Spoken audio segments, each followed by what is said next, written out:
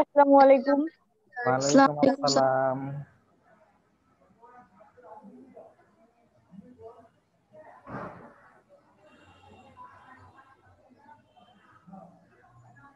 আসসালামু আলাইকুম স্যার। ওয়ালাইকুম আসসালাম।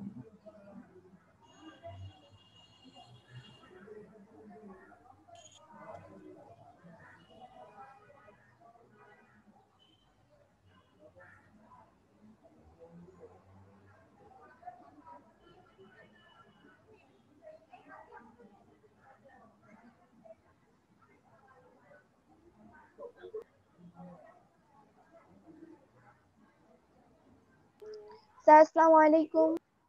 ওয়ালাইকুম আসসালাম।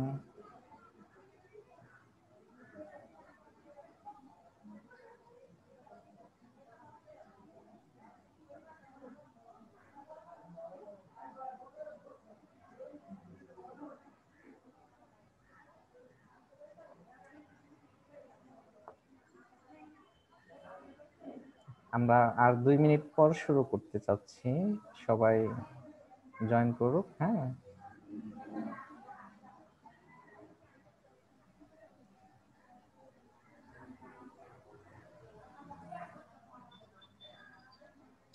স্যার আসসালামু আলাইকুম। ওয়ালাইকুম আসসালাম। স্যার আসসালামু আলাইকুম।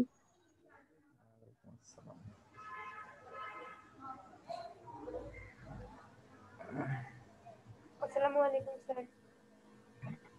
ওয়ালাইকুম আসসালাম। স্যার আসসালামু আলাইকুম।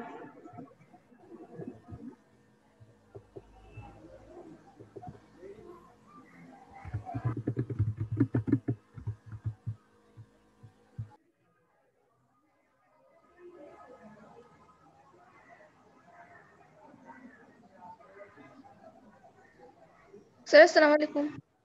ওয়ালাইকুম আসসালাম।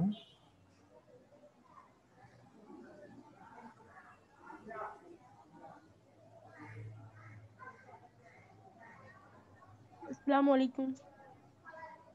ওয়ালাইকুম আসসালাম।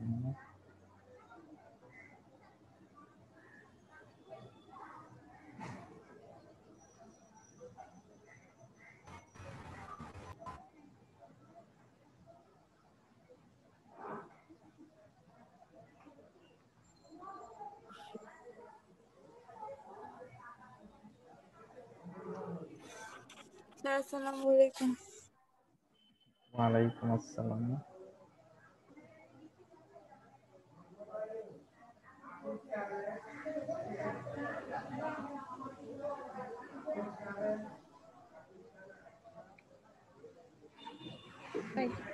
স্যার আসসালামু আলাইকুম। ওয়ালাইকুম আসসালাম।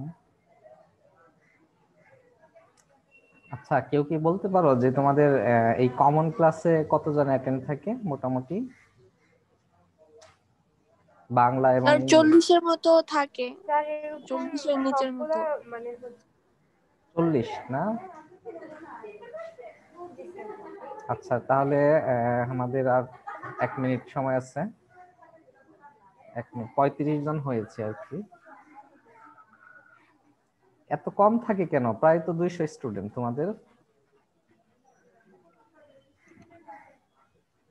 স্যার 200-র উপরে তো, সায়েন্স হ্যাঁ আর্টস কমার্স। হ্যাঁ, তাহলে এত কম স্টুডেন্ট উপস্থিত থাকে। এখন এটা তো স্যার আমরা বলতে পারবো স্যার না, আমরা আসসালামু আলাইকুম। ওয়ালাইকুম আসসালাম। স্যার আসসালামু আলাইকুম। ওয়ালাইকুম আসসালাম। আচ্ছা, অনেকে মোবাইলের নাম্বার আসতেছে, নাম আসছে না। হ্যাঁ, তোমরা একটু প্রোফাইলটা চেঞ্জ করো, চেঞ্জ করে তোমাদের নাম এবং রোল পাশে লেখো। স্যার আমরা চ্যাট বক্সে প্রেজেন্ট দিয়ে দিচ্ছি, মানে নাম রোল ওগুলো লিখে। আচ্ছা, চ্যাট বক্সে দিয়ে দিচ্ছ না? ঠিক আছে। স্যার সবাইকে একটু মিউট করে দেন তো। এই মিউট থাকো সবাই, যার কথা বলা দরকার রিড মি। হ্যাঁ, এটাকে একটু মিউট করে দাও, আমি করে দিব। জি স্যার, আমি নাম দিচ্ছি তো। হ্যাঁ হ্যাঁ, আচ্ছা ঠিক আছে, তাহলে আমরা স্যার একটা কোশ্চেন ছিল। হ্যাঁ করো। স্যার আমাদের প্র্যাকটিক্যালের কি হবে? আমাদের তো এখনো কোনো প্র্যাকটিক্যাল কিছু দেওয়া হয় নাই। হ্যাঁ দেওয়া হবে, এই যে এর মধ্যে যে ক্লাস চলছে না, হয়তো আর এই ক্লাসের পরের ক্লাসে হয়তো তোমাদের প্র্যাকটিক্যাল শুরু হবে। হ্যাঁ, আচ্ছা স্যার। তখন শুরু হবে। আচ্ছা আমি দেখো একটা স্ক্রিন শেয়ার করছি,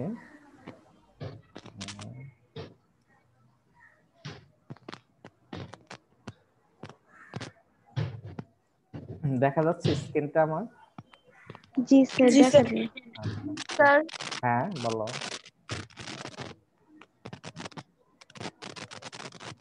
হ্যাঁ কি বলতে চাচ্ছিলা?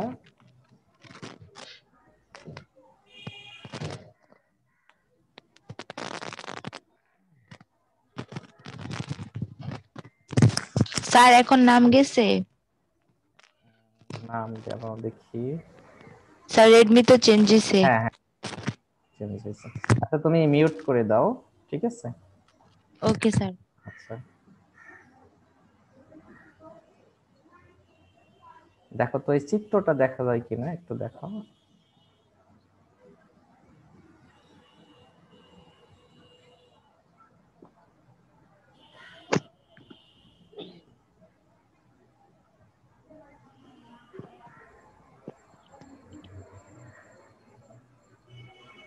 স্যার আজকে কি আমাদের প্র্যাকটিক্যাল করাবেন? না না আজকে প্র্যাকটিক্যাল না, আজকে এখন তোমার অ্যালগরিদম এবং ফ্লোচার্ট পড়াবো। জি স্যার। আচ্ছা চিত্রটা দেখা যাচ্ছে? দেখো। জি স্যার, দেখা যাচ্ছে। স্পষ্ট তো না একদম? জি ঠিক স্যার, আছে। স্পষ্ট। আচ্ছা এটা পড়ানোর আগে আমরা গত ক্লাসে কিছু ইম্পর্টেন্ট বিষয় শিখেছিলাম। হ্যাঁ, ওইটা আগে একটু তোমাদের একটু ধরবো আমি, তোমরা বাসায় কি পড়াশোনা করছো জাস্ট এটা জানার জন্য। আচ্ছা একজন বলো তো যে স্টার্ট যে প্রসেস, সেটার জন্য আমরা যে চিহ্নটা ব্যবহার করেছিলাম ফ্লো চার্টে, সেই চিহ্নটা কি ছিল?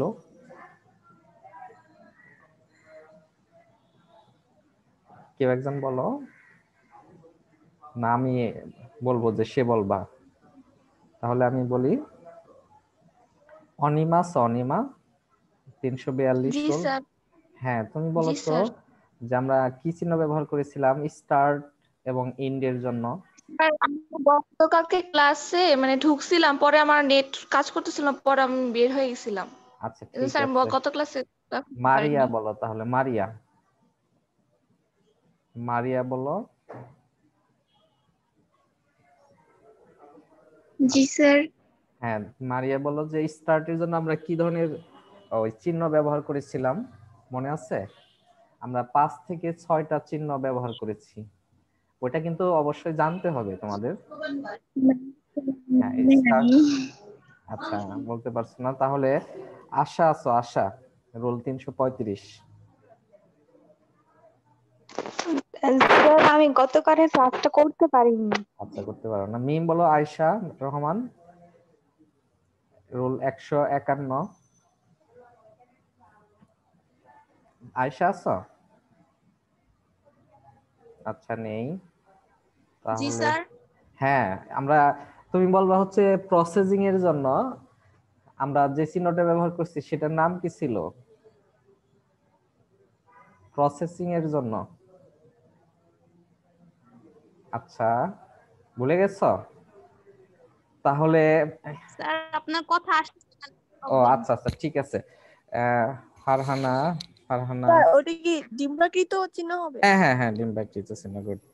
আচ্ছা তারপরে বলবা হচ্ছে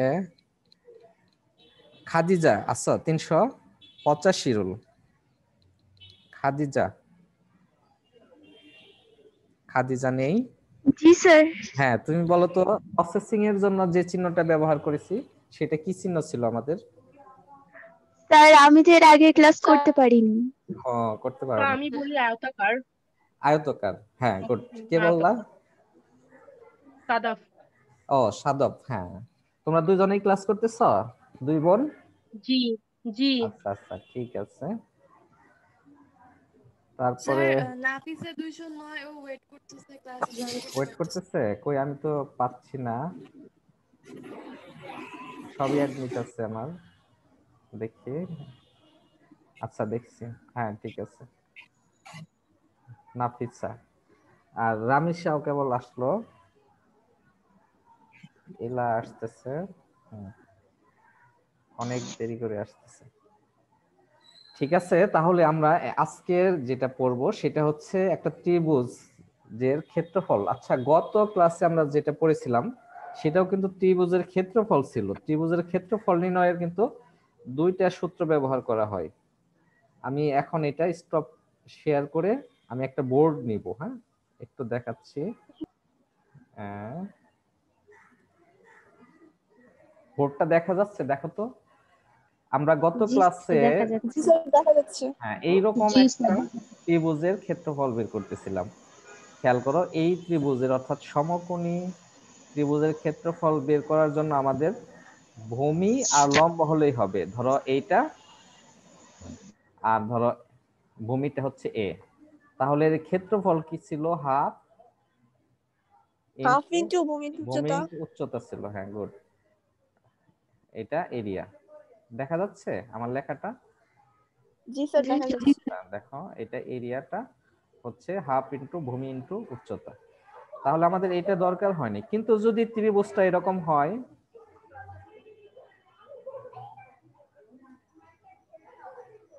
এ এটা বি বাহু, এটা হলো সি বাহু, তাহলে এর এরিয়া বের করবা কিভাবে? কেউ বলতে পারবা এরিয়াটা? Root S into S minus A S minus B S minus C. হ্যাঁ, এখানে এস একটা ব্যাপার আছে, এসটা কি বলতে পারবা কেউ? অর্ধপরিসীমা। অর্ধপরিসীমা, হ্যাঁ গুড। পরিসীমা কাকে বলে সেটা আমরা সবাই জানি। পরিসীমা মানে হ্যাঁ, এই যে একটা বাহু, এই একটা বাহু আর এই সি একটা বাহু, এই তিনটা বাহুর যোগফলকে আমরা বলি পরিসীমা। তাহলে এ প্লাস বি প্লাস সি, এটা হচ্ছে টোটাল পরিসীমা। খেয়াল করো, এটা হচ্ছে টোটাল পরিসীমা। এ বাহু, বি বাহু এবং সি বাহু, এই তিনটা বাহুর পুরা যোগফলকে আমরা বলি পরিসীমা, টোটাল পরিসীমা। আর সেটাকে আমরা বলি 2s। সেটাকে কি বলি? 2s। 2s দিয়ে আমরা পুরা পরিসীমাটাকে মিন করি। ঠিক আছে, এখন আমাদের প্রয়োজন এরিয়া বের করার জন্য অর্ধ পরিসীমা। তাহলে অর্ধ পরিসীমা এখানে 2টা এখানে ভাগ হয়ে যায়, তার মানে হচ্ছে অর্ধ পরিসীমা হচ্ছে a plus B plus C by 2। তাহলে খেয়াল রাখতে হবে কিন্তু একটা ত্রিভুজের দুই ধরনের কিন্তু ক্ষেত্রফল আছে। একটা সমকোণী ত্রিভুজের ক্ষেত্রে আমরা হাফ ইন্টু এ ইন্টু এইচ, যেটা গত ক্লাসে আমরা পড়েছি এইটার জন্য, ওকে। আর আজকে যেটা পড়বো সেটা যে কোনো ত্রিভুজের ক্ষেত্রফল বের করার জন্য এটা।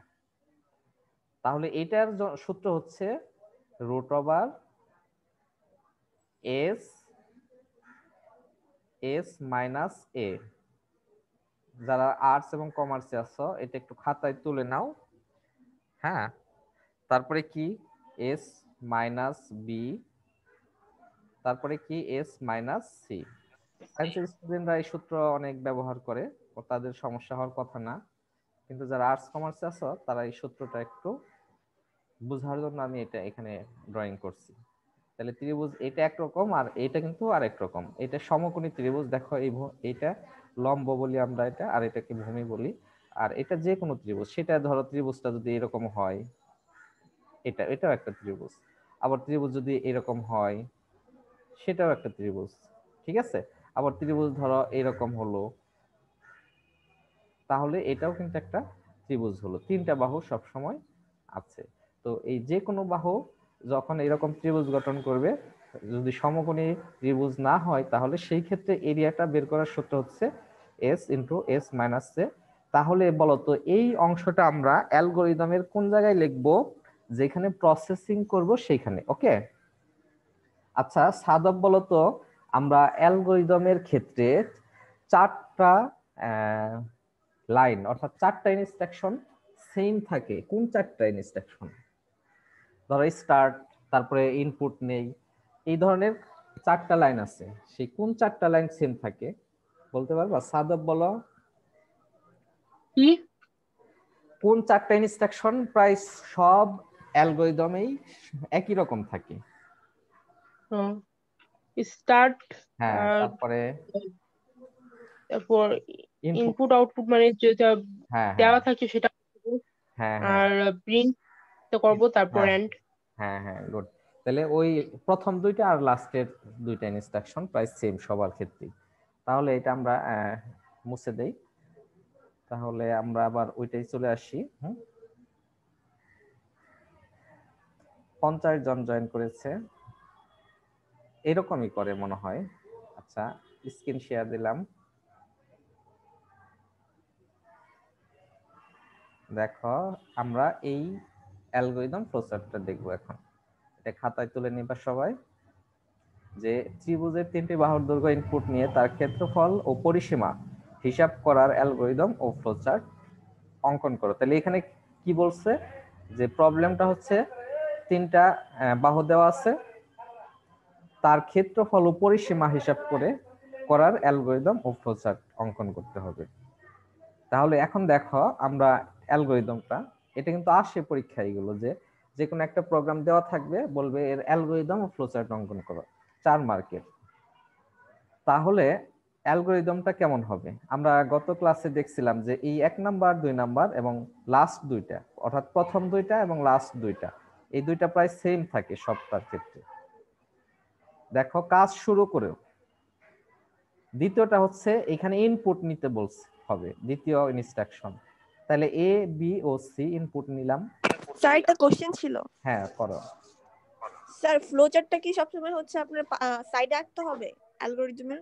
না, নিচে আঁকলেও হবে, সমস্যা নেই। এই সাইটে না দিয়ে এখানে পাশাপাশি বোঝানো হয়েছে, তো সাইটে না দিয়ে তুমি শেষে দিলেও হবে, কোনো প্রবলেম নেই। আবার অনেক ক্ষেত্রে এই অ্যালগরিদম ছাড়া শুধু ফ্লোচার্টই আসে, বুঝতে পারছো? হ্যাঁ 1 মিনিট।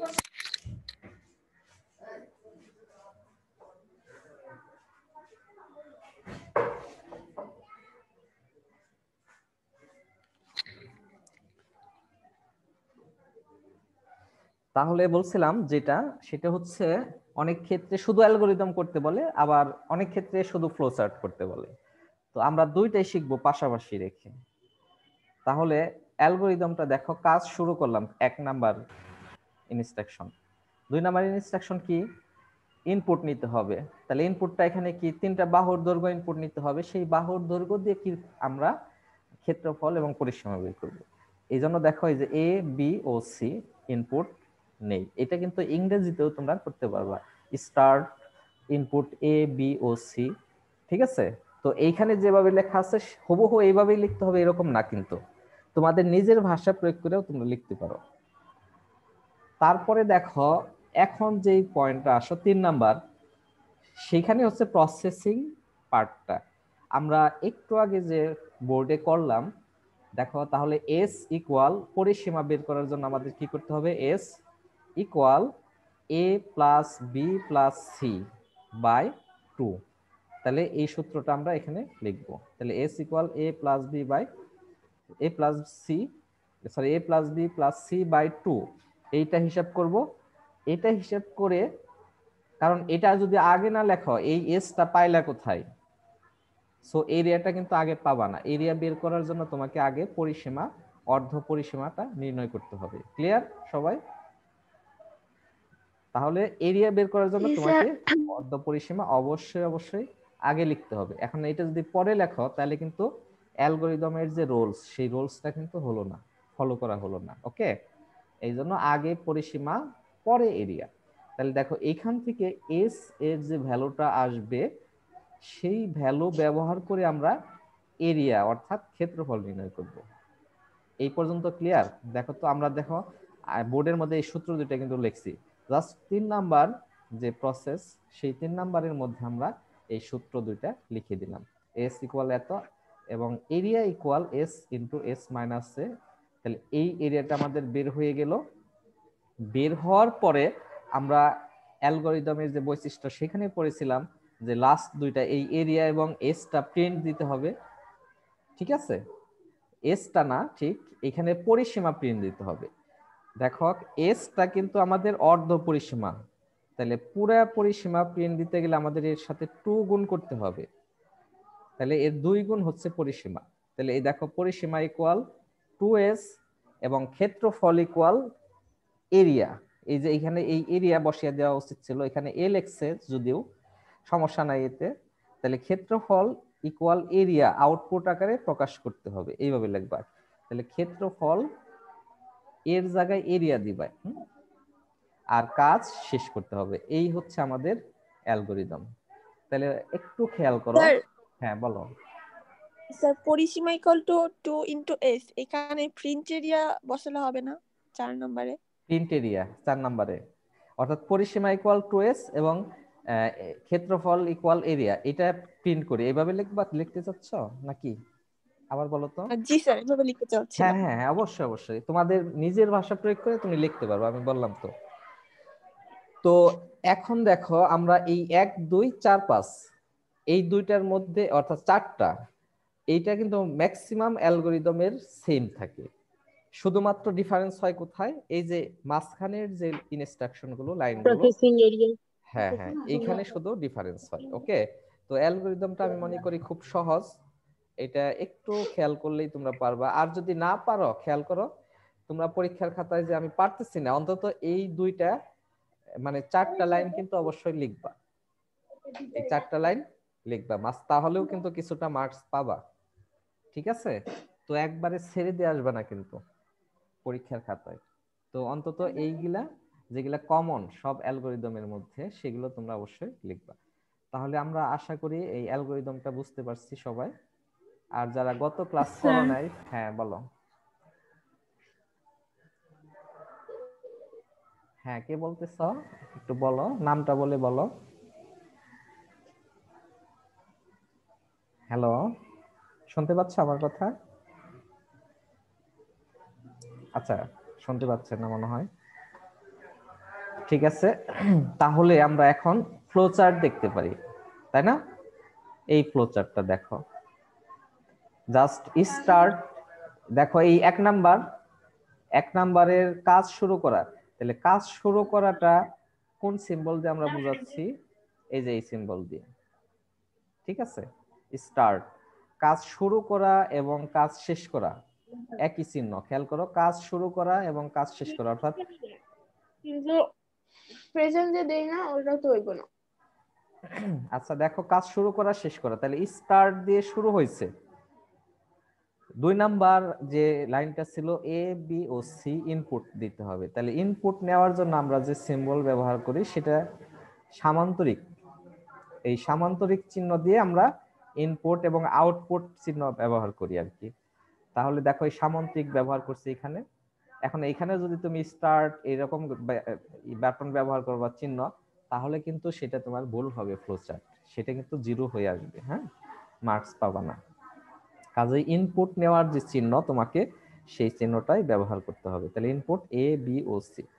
3 নাম্বার ইনস্ট্রাকশন দেখো, 3 নাম্বারটা প্রসেসিং, সেইটার জন্য আমরা কিন্তু ব্যবহার করেছি আয়তাকার চিহ্ন। দেখো এই যে আয়তাকার, এটা কি আয়তাকার। তাহলে এর ভিতরে তোমরা কি করবা? s equal a plus b plus c by 2 আর area equal s into s minus a s minus b s minus c, এটা প্রসেসিং এর মধ্যে লিখতে হবে এবং এর চিহ্ন হচ্ছে আয়তাকার। দেখো আয়তাকার। তারপরে 4 নম্বরে কি বলছে? প্রিন্ট, অর্থাৎ আমরা একটু আগে বললাম যে ইনপুট যে চিহ্ন, আউটপুট, আউটপুট মানেই প্রিন্ট, সেই আউটপুটের চিহ্ন সেম।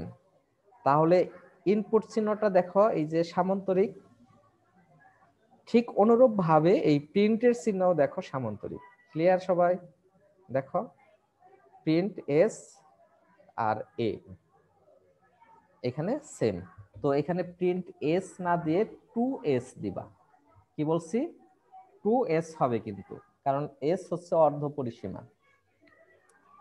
তারপরের 5 নাম্বার, হ্যাঁ এরিয়া লিখি তাহলে কি প্রিন্ট এরিয়া লিখবো? প্রিন্ট এরিয়া, হ্যাঁ অবশ্যই প্রিন্ট এরিয়া লিখবা। তাহলে এখানে যেমন সংক্ষেপে লিখছে তোমার নিজের ভাষা প্রয়োগ করে প্রিন্ট 2s, আর প্রিন্ট কমা দিয়েও এ লিখতে, এরিয়া লিখবা। এখানে এ না, এরিয়া।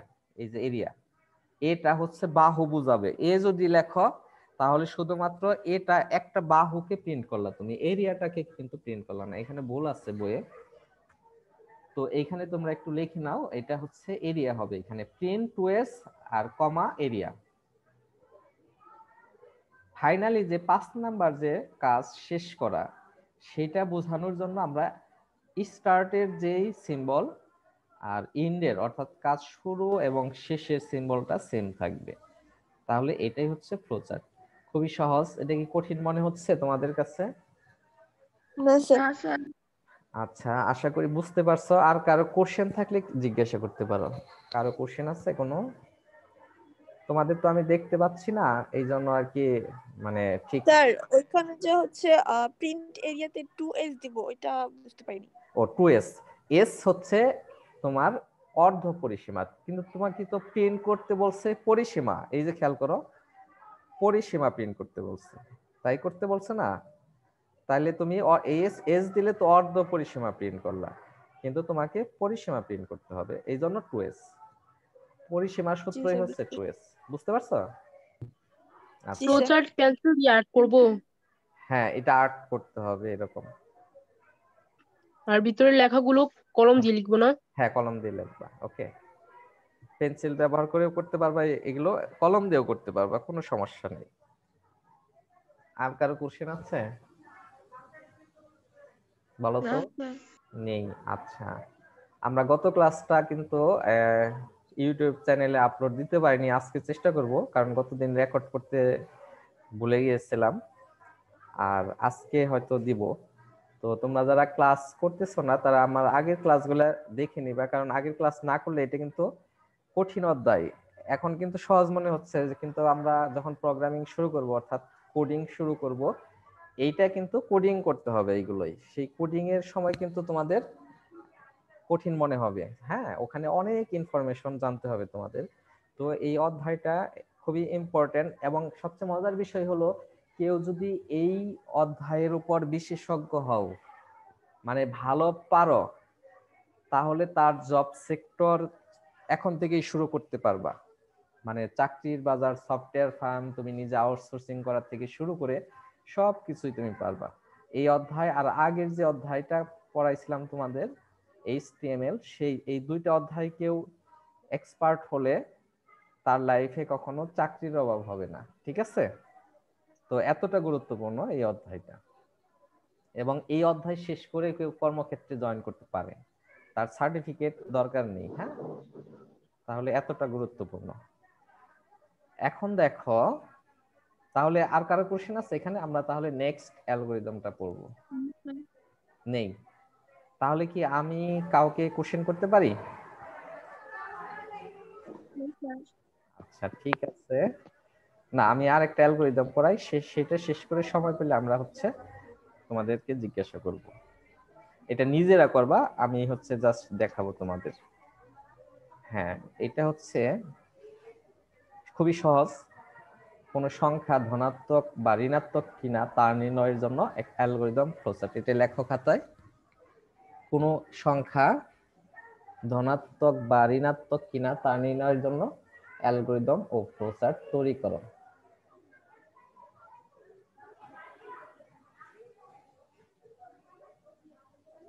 আমি কিছু কোশ্চেন করব এখানে তোমাদের, যারা হচ্ছে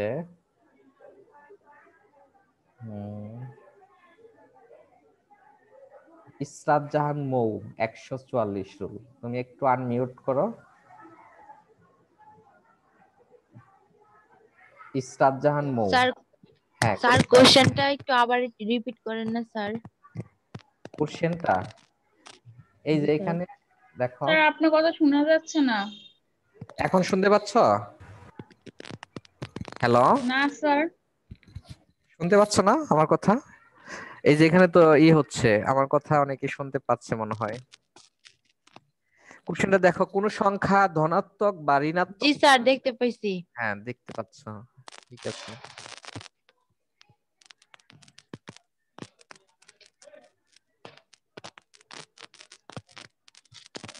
তুলছ পরীক্ষা খাতায়? জি স্যার। আচ্ছা, তাহলে আমি তোমাদের এখানে কিছু কোশ্চেন করব এর আগে।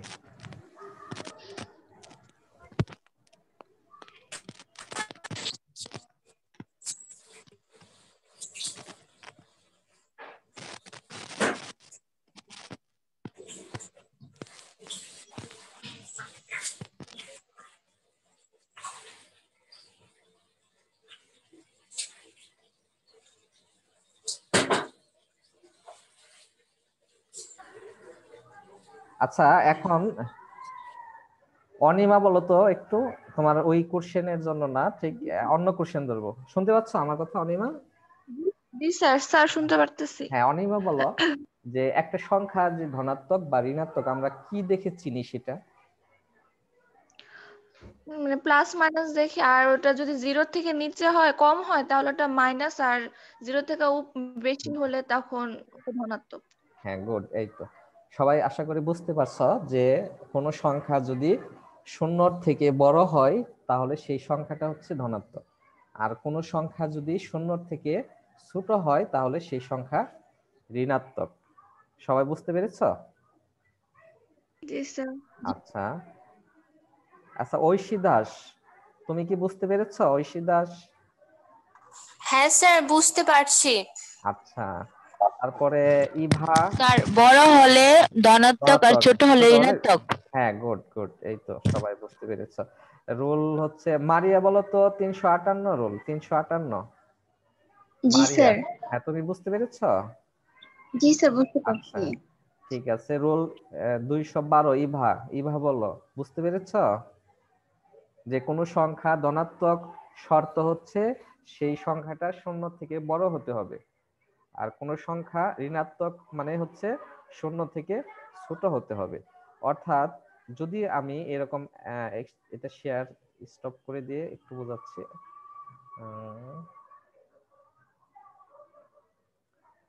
এরকম যদি হয়, ধরো একটা সংখ্যা আছে, ধরো যে কোনো একটা সংখ্যা x, সেই সংখ্যাটা যদি শূন্য থেকে বড় হয় তাহলে সেটা কি ধনাত্মক সংখ্যা, সেটা কি হবে ধনাত্মক। তাহলে ধনাত্মক এবং ঋণাত্মক চিহ্ন মানে উপায় হচ্ছে এই শূন্য থেকে বড় ছোট, এটা দেখে আমরা বলতে পারবো এই সংখ্যাটা ধনাত্মক। আর কোন সংখ্যা যদি এরকম শূন্য থেকে ছোট হয়, এটা দিয়ে বোঝাচ্ছে যে এই শূন্য থেকে, দেখো এটা কি চিহ্ন, লেস দেন এক্স, তাই তো? অর্থাৎ এখানে গ্রেটার হচ্ছে শূন্য আর এক্স হচ্ছে ছোট, তাহলে এই সংখ্যাটা হচ্ছে ঋণাত্মক। দেখো তো, আমার এখানে লেখা যাচ্ছে না, তোমরা একটু বুঝে নাও, আমি একটু জাস্ট ড্রয়িং করে করে তোমাদের বোঝানোর চেষ্টা করতেছি। তাহলে এটা কি ঋণাত্মক, তাহলে এটা আমরা ব্যবহার করে কিন্তু কি করতে পারি, ধনাত্মক এবং ঋণাত্মক চিহ্ন সংখ্যাটা দেখতে পারি বা বুঝতে পারি। ওকে, তাহলে আমরা এটা শেয়ার স্টপ করে দিলাম, আমরা এখন স্ক্রিন শেয়ার দেব। এটা দেখো, তাহলে আমার অ্যালগরিদমটা কি হবে খেয়াল করো একটু। অ্যালগরিদমটা হবে কাজ শুরু করা এবং ইনপুট নেওয়া, প্রথম 2 লাইন। তাহলে কাজ শুরু করা মানে স্টার্ট, আর ইনপুট কি নিব আমরা বলো তো? ইনপুট যে কোনো একটা সংখ্যা, ধরো সেই সংখ্যাটা n, তাহলে ইনপুট নিলাম যে কোনো একটা সংখ্যা, সেই সংখ্যাটা হচ্ছে n। ওকে, আর 3 নাম্বার ইনস্ট্রাকশনে থাকবে যে সেই সংখ্যাটা যদি শূন্য থেকে বড় হয়, দেখো এটা যদি সত্য হয় তাহলে এখানে বলা আছে n ইজ গ্রেটার দেন 0, সত্য হলে সংখ্যাটা ধনাত্মক। খেয়াল করো, n ইজ গ্রেটার দেন 0 যদি সত্য হয় দেন n হবে ধনাত্মক সংখ্যা। আর এই কন্ডিশন যদি মিথ্যা হয়, মিথ্যা হওয়া মানে কি, যে বড় হচ্ছে শূন্য আর এনটা হচ্ছে ছোট, মানে শূন্য থেকে এটা ছোট, তাহলে সেটাই হচ্ছে মিথ্যা হলো। তাহলে মিথ্যা হলে সেই সংখ্যাটা ঋণাত্মক, সেই সংখ্যাটা কি হবে? ঋণাত্মক হবে। ওকে, এখন দেখো সেটা কয় নাম্বার? এখানে বলছে এই যে অন্যথায় n ঋণাত্মক, এইখানে হচ্ছে এই এক লাইনেও সেটা শেষ করতে পারো, আর সেটা এখানে আবার 2 লাইন করে দিয়েছে। দেখো তোমরা একটু লেখো 3 নাম্বার লাইন, এখানে আমার কথাগুলো লেখো। ইফ, এটা এইভাবে না লিখে তোমরা লেখো if n is greater than, অর্থাৎ এই কন্ডিশন লেখা যদি সত্য হয় তাহলে n হবে ধনাত্মক। স্যার ক্লিয়ার শুনতে পাচ্ছি না, আবার একটু বলেন। হ্যাঁ লেখো এইটা স্যার শোনা যাচ্ছে। হ্যাঁ এইভাবে লেখো যে n ইজ গ্রেটার দেন 0 সত্য হলে, n ইজ গ্রেটার দেন 0 সত্য হলে সংখ্যাটি ধনাত্মক,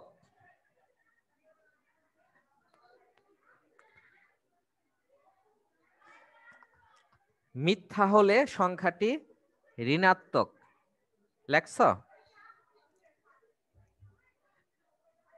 n ইজ গ্রেটার দেন 0 যদি সত্য হয় সংখ্যাটি ধনাত্মক, আর মিথ্যা হলে সংখ্যাটি ঋণাত্মক। এইভাবে লেখো, তাহলে বইয়েরটা একটু ঝামেলা করেছে, আবার আরেকটা প্রসেস নিয়ে আসছে আর কি, দরকার নেই। এখন আমরা 4 নাম্বার কি লিখবো?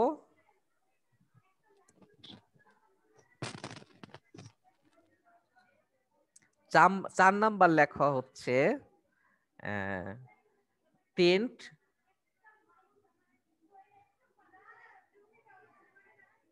লেখছ? স্যার কি বললেন? 4 নাম্বার যে এই অপশনটা সেটা কি লিখবা তোমরা এখানে? 4 নম্বরে আমরা স্বাভাবিকভাবে কি লিখি? প্রিন্ট করি, তাই না? 4 নম্বরে প্রিন্ট করি। জি। হ্যাঁ, তাহলে 4 নম্বরে তুমি লিখবা এরকম যে n ঋণাত্মক সংখ্যা হলে নেগেটিভ প্রিন্ট করি, ধনাত্মক সংখ্যা হলে পজিটিভ।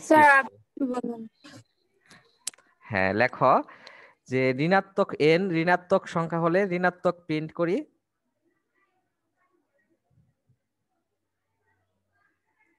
ধনাত্মক সংখ্যা হলে ধনাত্মক প্রিন্ট করি।